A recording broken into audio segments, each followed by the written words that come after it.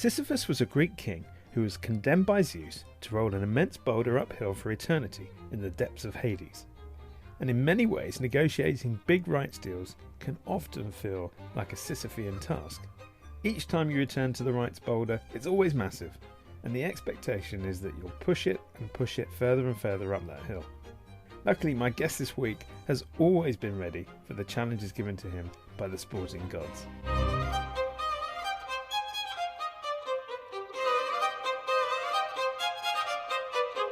David Kogan started his working life as a print journalist, but his career in sports rights negotiations really took off in 1998 when he co-founded the media rights consultancy Real Enterprises, and soon after was appointed Chief Media Rights Advisor to the English Premier League.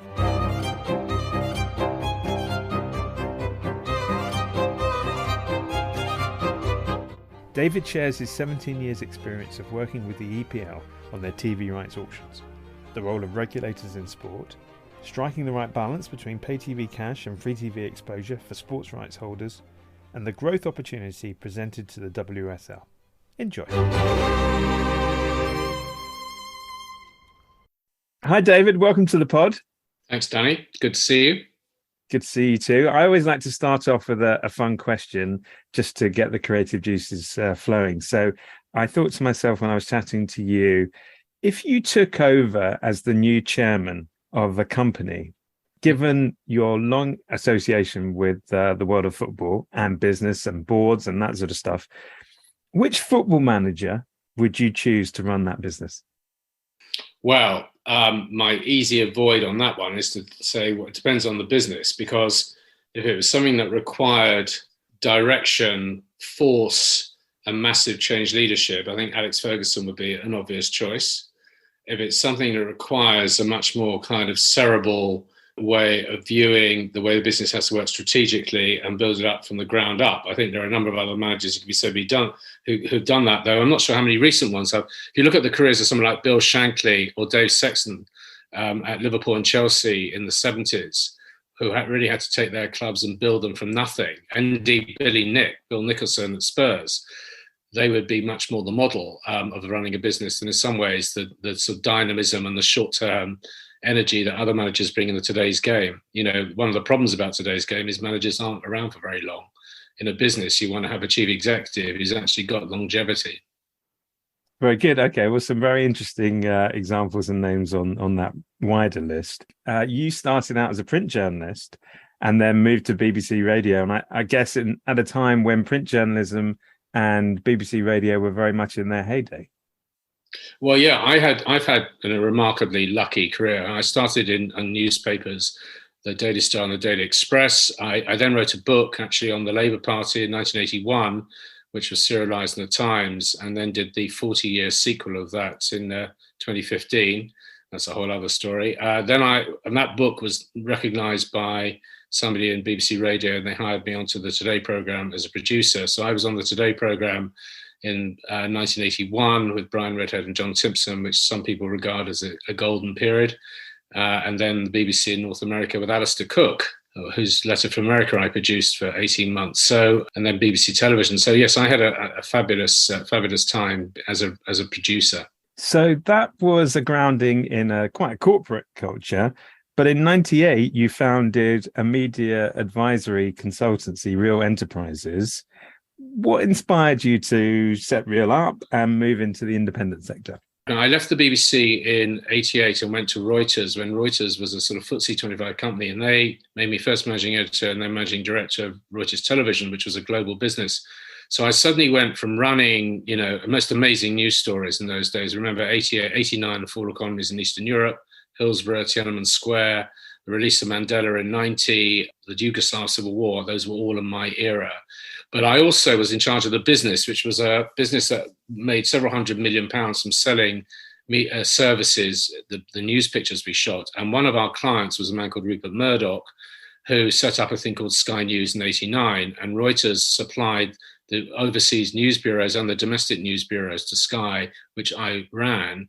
And I was sent in to negotiate the deal with Rupert Murdoch's right-hand man, who's a man called Sam Chisholm, which I did disastrously badly. And learning how to negotiate by doing a very bad deal is a very good way to negotiate. So Reuters really turned me from being a journalist into a corporate animal.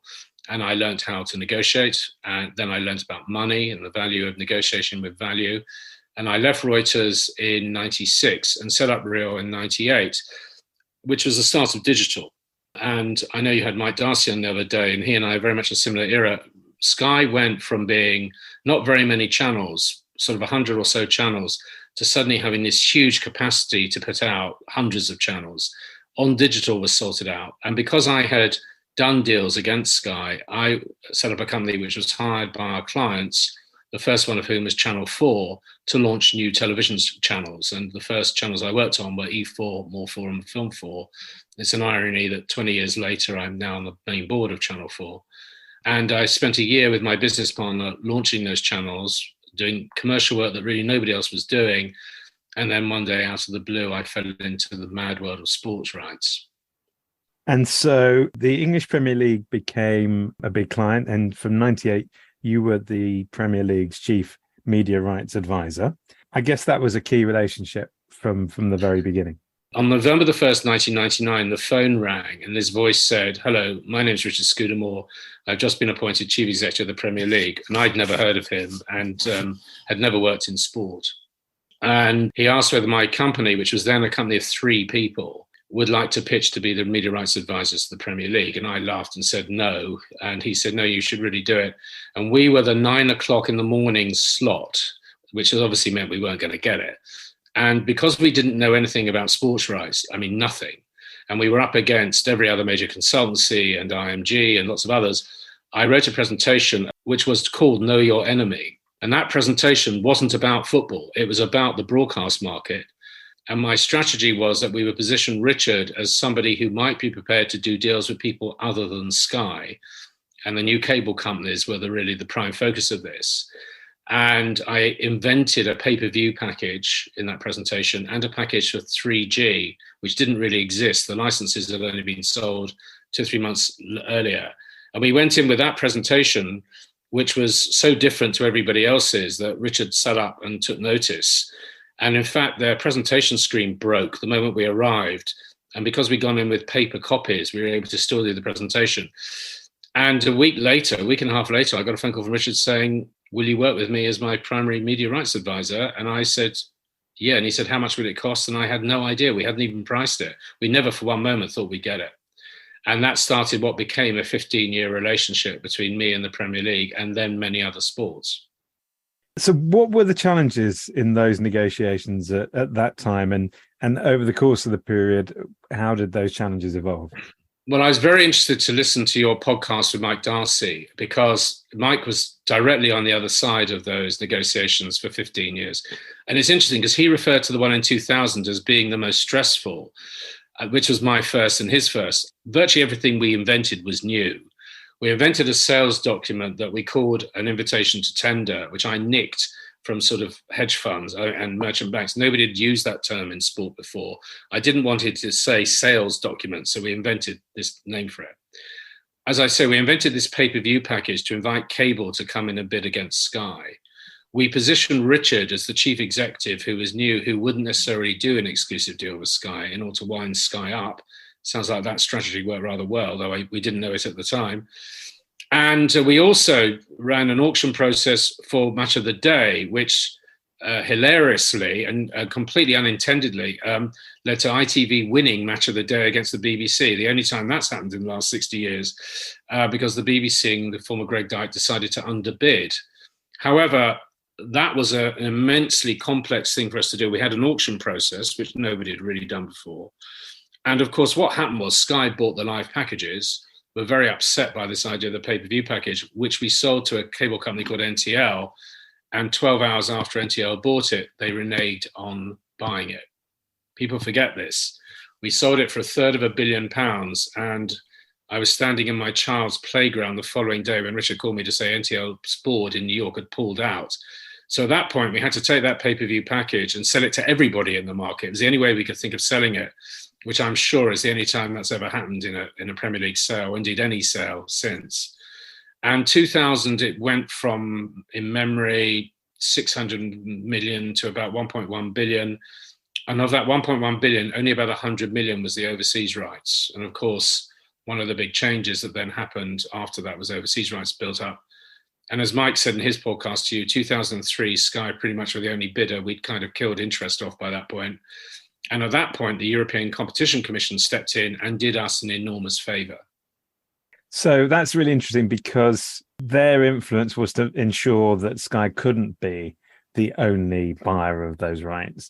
And so in a way, it created a way for you to bring other competition without being seen to be aggressive in that regard. The naivety of the regulators was a thing of beauty because they believed that if a second bidder came into the market, the price to the consumer would automatically drop. I suppose that's classic economic theory. That was never going to happen. A second bidder coming in was simply going to charge as much as Sky, or indeed put it higher than Sky. Our problem then was, so you're right, absolutely right. By doing it, it gave us the perfect excuse to go and find other bidders, assuming we could find them, which was the hard bit. I had sold Scottish Premier League rights to a company, an Irish company called Setanta, the year before. Nobody had heard of Setanta, run by two Irish entrepreneurs, Mickey and Leonard. They became our underbidder for the Premier League rights, much to their and our amazement, because we had to find a bidder. That was enough to make Sky bid up in 2006, fearing market competition. So from the Premier League's point of view, we got more money. I don't think the price to the consumer dropped in the slightest. In fact, it probably went up. I can't remember. Then 2009, by then, Setanta was in trouble. And though we sold the rights to them a second time, they went bust pretty soon afterwards. And ESPN stepped into the market. And then 2012 was when I was able to persuade BT to step up. And that was the radical change. You know, the European Commission forced us to get a second bidder. That second bidder turned out to be very useful. But the process of how you created market competition within the Premier League, both by the packaging that we did and by working the market for 3 years between each rights sale, was incredibly complicated and took enormous amounts of work and was fascinating. So listening to Mike when he said that, you know, Sky always focused not so, you know, already on who the competition was going to be. Most of my job was to get competition and make sure Sky didn't know who it was going to be, and then take them by surprise and go to a second or third round in an auction, because it was always the auction process that drove the value. And interestingly, the talk of Al Jazeera that became beIN was something that I remember at the time was seen as a real possibility. Well, I can't comment even now, I think, on what those who may or may not have bid, except to say one thing about the media industry and the sports industry in particular, in my experience, is it's amazing how rumors develop and grow and everyone assumes they know the answer. And to my pretty much certain knowledge, the only people who ever really knew what was going on were those of us in the auction room on the one side and the eventual winners on the other. And it was very useful if others chose to speculate about who might be stepping in. And if you look at that period of Premier League, I mean, if you think about it, I mean, the packaging was critical, but nobody ever really understood to this day, I think, how important the packaging and the rights were. But it was also the fact you then started having overseas buyers coming in and buying up Premier League clubs. That changed the dynamic. You had the overseas rights suddenly going through exponential increases in value until now they're massive. It's now, you know, very, very substantive components of Premier League's value. Technology was changing. And you also had Sky, and I noticed Mike referred to this in his interview with you, also agreeing with the other bidders that they would go through Sky's platform. So ESPN, when ESPN did that in 2010-11, we knew that we had to find another bidder because ESPN and Sky weren't particularly going to be competitive with one another. And the moment that BT did the same thing in 2018, though I wasn't by then working with the Premier League, it was obvious that, you know, Sky wasn't going to bid for Champions League if they had BT going through its own platform. So there were moves on both sides of the fence as warring armies. The tactics and counter tactics was really the bit that I suppose I specialised in and still do. You talked about Richard Scudamore, and he must have had one of the toughest jobs in British business, or certainly in British sport, because the expectations just would have, I imagine, grown and grown and grown. And at the same time, he's running an organisation where the shareholders are all competitors with each other. if you do my job, there are three things you want. You want great product. You want a sort of market where you can really maximize your power, and you want a great client. And you want a client preferably who is the smartest guy on the block. Richard Scudamore, with whom, I have many arguments in my life, but Richard Scudamore was without question one of the most brilliant business people anyone could ever choose to meet. And I don't just mean in football. Apart from his kind of strategic insight, which was always astonishing, he actually, for many years, I think he was CEO for 19 years, his capacity to manage his shareholder group by always being, objective, by always working with them, by spotting trouble long before it happened, big issue within the Premier League, was just remarkable. And in terms of the bit that I was involved in, which was the media rights sales, when it came to dealing with regulators, when it came to actually looking at things like the packaging, the maths behind the packaging, the algorithm, a lot of that was Richard. Much as I'd love to claim, that we were all sort of, we were all capable of waving a magic wand and coming up with this, it was very much his game, very much his plan, very much his strategy.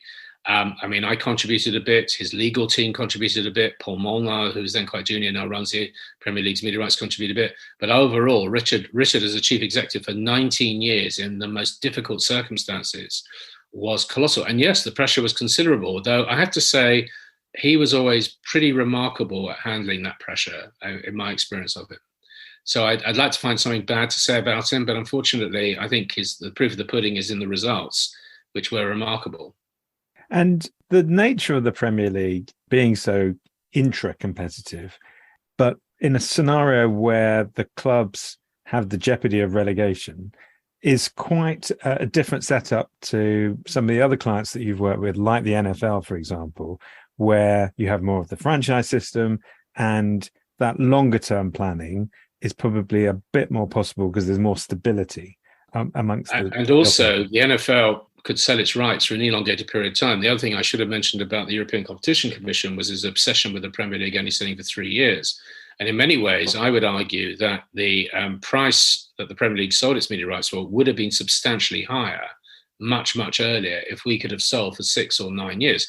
I can tell you that Google at one point was certainly looking at the Premier League and couldn't believe why it couldn't buy it for 10 years and on a global basis. So the Premier League, in a strange way, we always compressed the value because we had to do it every 3 years. And because, the net present value of the rights to somebody buying it would have dropped. And because basically we were caught up in the regulatory environment. Do you think that the impact of the regulator has been a positive thing for, I guess, the people that they are supposed to be protecting, which are the fee-paying public? Well, I'm not an expert on regulation. Though I seem to have spent 30 years of my life involved in some regulatory or activity. My criticism of regulators across the board, and not just in football, but actually regulators in general, is that they work on a theoretical model. They're normally economists who work on a theoretical model based on some form of view of the consumer. And in my view, certainly in my sector, technology, media, sport, they're always at least 5 to 10 years behind the technology and behind the economic effect of that technology. And therefore, the answers they come up with tend to be market repressive, and in the case of the no single buyer rule, certainly, exactly the opposite to what they intended. So my problem with regulators is not their desire to regulate. My problem is how knowledgeable they are in what they're trying to regulate, and when they do it, how sensible they are in regulating it. And if there is a football regulator, maybe this is what you were leading up to. I've read the Crouch Report. I knew people involved in the Crouch Report. In theory, the idea of a football regulator is a good idea because actually the Premier League and the fit and proper person test of directors and owners, I think, is open to question and debate in the way the Premier League doesn't particularly want to debate or question it. I think, the issue of fans was bound to come up after the European Super League debacle, which was a politically incredibly stupid thing to take place. And therefore, the idea that you have a third-party objective eye on this with some power is not necessarily a bad idea. The question is how knowledgeable that regulator is, how much is working with the power within football to actually find decent solutions rather than simply stamping on it for the sake of stamping on it. and I can see why the world of football at the moment is opposing the idea of a regulator, as clearly the Premier League and the FA are both trying to fight it off in different ways. But the Premier League, in many ways, has got itself to blame, because if you look at the financing between the Premier League and the EFL, and EFL used to be a client of mine, you look at the issues of financing. If 20 or 30 small clubs can go under in Leagues One and Leagues Two, because of the nature of the ownership or the nature of the way in which television money isn't flowing to them, you can see why the impact on their communities is something that is bound to be a political question and not just a football question. And I think in many ways, football doesn't recognize that. However, regulators have a duty, which they very often fail to live up to, of knowledge. And I think that's a problem. And you touched on the Super League, and obviously there was an enormous backlash to that. But was that a natural next step for some of the bigger clubs in England, having had some success in putting the Premier League together as a breakaway, and there's just this constant process of people trying to hoard more at the top? First of all, UEFA was trying very hard to give those top clubs in Europe, within the Champions League and within the other European competitions, as much leeway and money as it could. And one consequence of that is, of course, that the EFL is going to be very badly damaged by the broadcast slots that Europe has now offered up to broadcast companies for the third-tier competition, which are basically going to be broadcast slots that used to go to what we'd called the League Cup. And that will have an economic effect on the EFL that people haven't spotted. So UEFA was essentially rolling over and trying to give those clubs as much as it possibly could. The fact that whatever happened on that weekend, and one's heard many differing stories as to why that wasn't enshrined in the agreement and why those clubs decided to go down and how it leaked that they were going alone, I don't think we know the full story yet. Is it inevitable that the big clubs in most leagues and the Premier League want more and more and more? Yeah, of course it's inevitable. People haven't noticed that within the Premier League, the founders agreement used to stipulate that the overseas rights value, it would be evenly split between the 20 clubs. That got changed 2 or 3 years ago. So now it is in fact it's done by league position. That's a big economic shift to the top of the league every year. More money is going to the big clubs. And so the Premier League is still holding together through the founders agreement. It's still just about hanging in there because the value of doing so with the 10 billion or so media rights makes it worth everybody's while. But you've now got most owners of most big clubs in the Premier League are overseas owners who are used to other forms, such as the NFL, of activity, and that's bound to have an influence on their view of how the Premier League will develop. And I don't think that the future is necessarily settled yet. You also talked about the way that that rights have been sold, and obviously the primary partner in the UK has been Sky, with others in and around the margins. But a very big trend in global media rights is the move to direct to consumer, and the US sports leagues, coming back to people like the NFL, who are able to perhaps think on a slightly longer term basis, have invested in consumer facing sports networks, and you've got club channels, and indeed you start to see those in Europe. We have them in the UK, they're quite small. Is there a world in which the Premier League could ever go D2C and have their own proposition in the market? Oh, I think the Premier League's actively considering it. I mean, I have to say, this is not new. Over the last 25 years, Premier League every 3 years would be approached by a merchant bank asking if we wanted to consider a business plan that would involve a Premier League channel, which, if you like, is a direct-to-consumer in old technology. And we always, my argument on this was always, what's the least risky way of doing it? The least risky way of doing it is, you said it, to broadcasters, and they take the risk of going to the consumer, pricing as a consumer. Unless you can absolutely demonstrate to the owners of a league that they're going to get more value from direct-to-consumer than they are from doing a deal with big broadcasters, I don't see how it flies, but everyone thinks it might. In terms of club channels, there is already constantly within leagues, the commercial committee on when I sold the WSL rights a couple of years ago, the debate was not on the primary rights that are being sold, it's on all the secondary rights and also live games that might not be shown by broadcasters. Could they be shown by clubs? So the clubs are always looking to develop their own place. I don't think the American market is particularly helpful here, because my knowledge of the American market is you've got already a vast sort of cannibalization of central rights by regional channels, regional networks, sports networks, college networks, And because the American market is one enormous churn of many markets, you can cannibalize rights in a much more kind of stratified way, in a much more sensible way. UK broadcasting market is still pretty small. And actually, how you get more bangs for the buck, or more bucks for the same bang of rights, I think that's very hard to do. But there's no question, lots of people think it's the next big thing, and they're looking at it, and lots of rights holders are. I was listening to an interview on another podcast with a football executive who was suggesting that in the future there might be a single global deal for the Premier League rights, that the slicing and dicing by territory is something that might come to an end if a global brand or marketing company really got behind a global proposition. Do you think that's ever going to be a possibility? When I sat down with executives from Google in 2011, and they asked me, how much would it cost to buy the Premier League's global rights as a total buyout? I think I said 12 billion. I think we were then selling at maybe 4 or 5, and they laughed at me. And I said, but do you really want to take the risk of having 200 or so broadcasters and 200 or so territories attacking you for having taken away the crown jewels? I said, it's not just a fiscal issue, it's a political issue. It's a broadcasting issue. So is it possible that somebody could turn around to the clubs of the Premier League and offer a massive amount of money? You'd have to have a long-term deal, because no one's going to do that on a 3-year basis. They do it on a 10-year basis. You'd have to at least treble or quadruple the current value, I would have thought, which means you'd have to be really, really sure of what you were doing. And you'd have to be able to ride the fallout, as would the Premier League. And by global, does that include the UK? Because it might well, in which case then you're into a completely different paradigm. So never say never in the world of sports rights, never say never in the world of football. But you've just asked two questions that are almost contradictory. One is the direct-to-consumer question, which would have to be almost rooted back in the league to control it. And the other is to completely give everything away on a very, very long-term basis. And that goes to prove, both those options are possible, and they're both completely contradictory. So welcome to the crazy world of sports rights.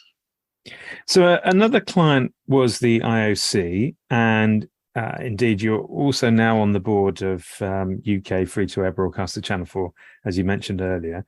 The televising of certain sports and events like the Olympics and Paralympics, which has been a big success on Channel 4, that's traditionally been a force for really cultural cohesion. You talked about the political side of things when making decisions about things like sports rights. Do events like the Olympics become less culturally important as they become more likely to be behind a pay TV service like a Peacock in the US or a Discovery Plus, for example?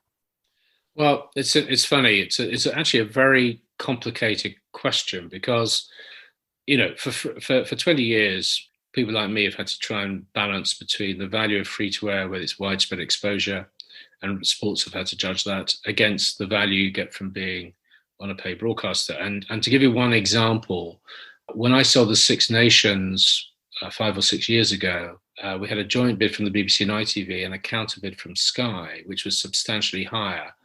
And the board of the Six Nations decided to stay with free-to-air, having seen, I think it was the Open Golf Championship, leave the BBC to go to Sky the previous year. So, it isn't just the money that necessarily drives the way sports think. It's also about their own fan base and about the way they want to do it. Of course, the Six Nations and indeed rugby has gone through its own seismic shift more recently, with others investing in it, and it's changed its media strategy. But at the time, that seemed to be important. I think as far as the Olympic Games is concerned, I mean, though we worked with the IOC, that was a long time ago. And, the view was that the Olympics are this great, and indeed certainly the Paralympics, this great sort of national experience. I think that's the reason why the BBC got into real trouble after 2012 when it had, and in fact I happened to sell for the BBC to Sky all the Olympic channels that the BBC created. If you remember in 2012 when BBC was the host broadcaster, there were, I'm making this up, 12, 15, 20 Olympic dedicated channels which were able to run through the iPlayer, and so you could follow gymnastics or athletics or whatever it may be. By the time they then did the deal with the Peacock channel and with NBC and were relegated essentially to 2 live feeds, the BBC, as far as I remember, 2-3 years ago, and the last Olympics got into terrible trouble because suddenly the watching audience realized it wasn't getting as much live stuff. Now, the BBC came in for a lot of criticism there. My own view is, I don't know what you expect the BBC to do. Give it the license fee to spend on sport so it could buy all those live feeds. Okay, if that's what you want, if you believe that it's so socially important that the Olympic Games has that social cohesion behind it, we have to give the broadcast the ability to acquire it. It wasn't the BBC's fault that the IOC deliberately sold to one buyer in that way, who became the gatekeeper of the rights. So what do? I mean, my own view is the Paralympics, and I would say this, wouldn't I? I wasn't at Channel 4 when Channel 4 acquired Paralympics, but I think the job that Channel 4 does on the Paralympics, and certainly within the world of both the Olympics and the Paralympics, the cohesion of that output is superb. And it's multi-feed, and it's got great presenters, and it still acts on that basis. But are the Olympic Games still the great cohesive moments? In some cases, yes, but are they really as great as they would have been 20 years ago? I suspect probably they're losing their impact. So coming on to the Lionesses, they enthralled, I would say, the nation, but it's the non-Celtic part of the nation because it was England, and I'm a big fan of the United Kingdom, so I don't want to assume that any Scottish listeners were jumping for joy when England won the Euros. But as I discussed with Mike, there are sports that hit these highs, these peaks, and the nation gets really, really behind them. And we were talking about gymnastics in that particular case. And then they sort of drop out of the public eye a little bit in between these super highs around specific tournaments. Is that something that you worry about from the point of view of the WSL? And how does it build on the momentum that's been created behind the success of the England team's performance? Right, sure. No, I mean, every 4 years, we're used to in this country having rowing, swimming, gymnastics, occasionally hockey, a whole variety of sports showcased by the Olympics. And everybody gets terribly excited, and then nothing happens. And I have spent, countless occasions, those sports have come to me asking me to represent them, and I've always been happy to do so, except how the ability to sell them and to make real money out of them was always quite constrained because the broadcasters weren't necessarily particularly interested in having them. And my view has always been that actually those sports should bind together under the umbrella of Sport England or something and sell as a collective package of international events and international championships. But my experience is that it was very difficult to ever get those sports to agree to do that. I think I should be more diplomatic than saying any more on that front. But that was always the example of a 4-year high followed by 3 years, followed by another 4-year high. I don't think the WSL and the Lionesses, so I sold the WSL and the rights to Lionesses friendlies and qualifier games to the next World Cup. Those were the deals I did. And Sky remarkably bought a huge packet of live rights, and the BBC also got 22 games which go out on BBC One and BBC Two, which was the real victory. I think probably a unique deal. I don't think of another league that's ever gone out live on BBC One and BBC Two in English football. So that was a big breakthrough. And we're one season in. So as far as the WSL is concerned, it is a tipping point moment. And the difference between the WSL and all those other sports is those clubs are owned by Premier League clubs. They are owned by the great brands we all know in football. Chelsea has a men's team and a women's team. They're both represented in these leagues. And the question for Chelsea, and indeed for all the other Premiership clubs that are involved, is how do they want to take their women's football as a brand and as an output to a much, much higher level? And that involves a number of things. It involves where those teams are going to be playing, main stadia versus training grounds. And some teams have been much better at that than others. It involves the overall quality of things like refereeing and the players. Well, I think that's beginning to come through, as we saw in the European Championship. There's a much higher quality than it would have been 3 or 4 years ago. It involves broadcast coverage. Well, we've got that for another 2 years, but, the question then is that going to continue at the same or better money? And that depends on the first two. And it also depends on the politics of football. Where is the Premier League getting involved? Is the FA going to continue doing it? Is it going to become a standalone business with its own chief executive? How's it going to get funded? Is it going to be able to raise money as the WSL? it is still very much, there are small green shoots. They're by no means green shoots that are developing into big trees or at the moment. And I personally think the next deal and the deal after that are the critical ones. And I wrote, in fact, a 10-year sort of plan for the FA on the future of the WSL 18 months ago, in which I stipulated matters such as one you raised earlier. How much of the rights are going to be retained by the clubs? How much are going to be allowed to be sold centrally to broadcasters who are paying money for them? That's a key economic question about the future of it. And the sale of overseas rights, which has so far been relatively weak.